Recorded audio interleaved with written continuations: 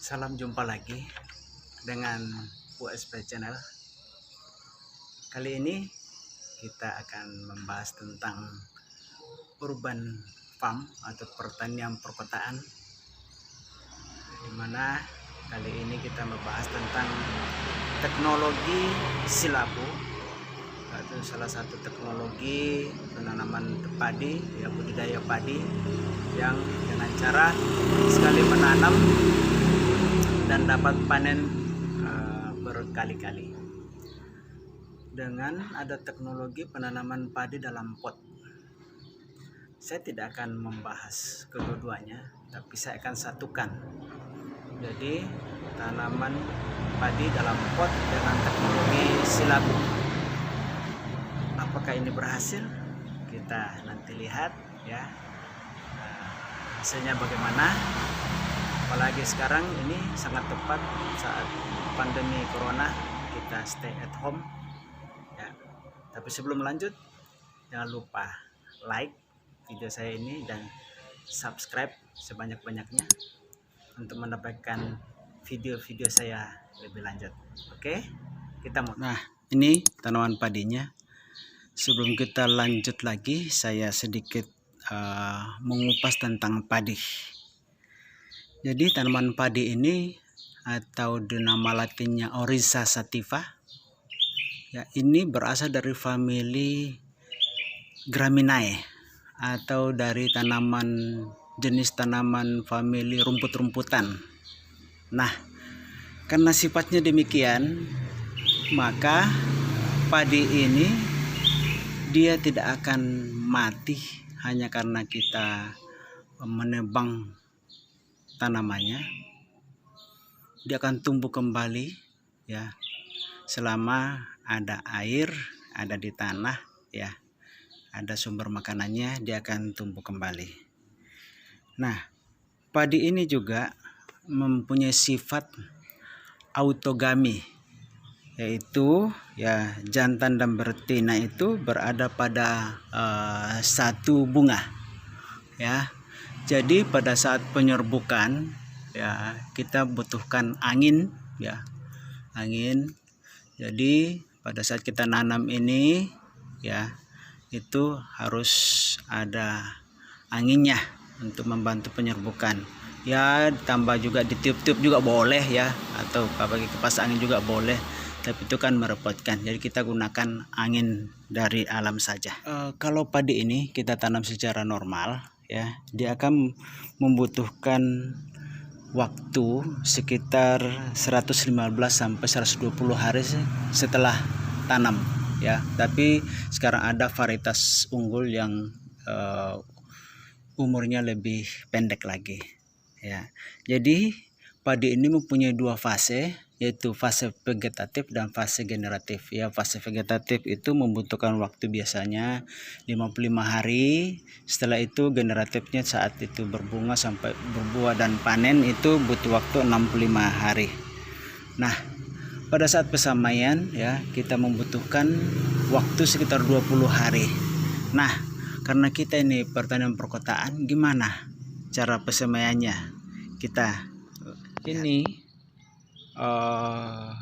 tempat pesemaian ya, bekas snack ini kita isi tanah dikit, terus di atasnya saya pakai kapas, terus menaruhkan gabah. Nah, atau benih ya. Gabah ini saya ambil ya dari beras yang dibeli di pasar ya. Saya kurang tahu ini varietas apa, tapi saya dapat 1-2 biji ya, saya tanam karena saya nggak bisa mendapatkan benih di kota ini ya. Mungkin ada, tapi saya manfaatkan apa yang ada dulu ya. Ini benih sudah seminggu lebih ya, sudah mulai tumbuh ya. Ini sudah tumbuh seminggu lebih ya. Dan ini sampai waktu di sini sampai kita pindahkan ke media tanam terakhir ya. Jadi ini ya, padinya sudah mulai bertunas. Nah, saat pertama saya panen padi ini ya, panen pertama itu dapat 15 malai dari satu gabah ya saya tanam dalam potnya, terus pot minyak ukuran 2 liter saya tanam. Setelah itu panen, saya potong sekitar 5 cm ya, dari perakarannya ini 5 cm dipotong, akan tumbuh tunas-tunas baru. Dan setelah saya hitung jumlahnya ini malah 2 kali lipat, ini 30 ya, bahkan 30 lebih ya, berarti lebih banyak dari indukan awal dari tanam biasa. Dengan teknologi silabu ini berarti produksi lebih meningkat ya, lebih meningkat.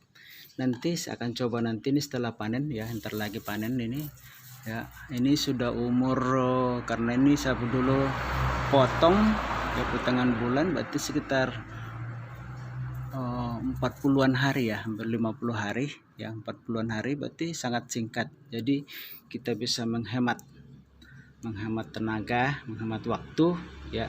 Dengan teknologi silabu ini ya, kita akan mempercepat proses panen ya, dan juga kita menghemat ya, katanya sih sekitar 45% biaya ekonomisnya ya, lebih murah ya gitu, karena kita tidak perlu lagi mengolah tanah ya, pembibitan dan lain sebagainya gitu ya. Nah, saat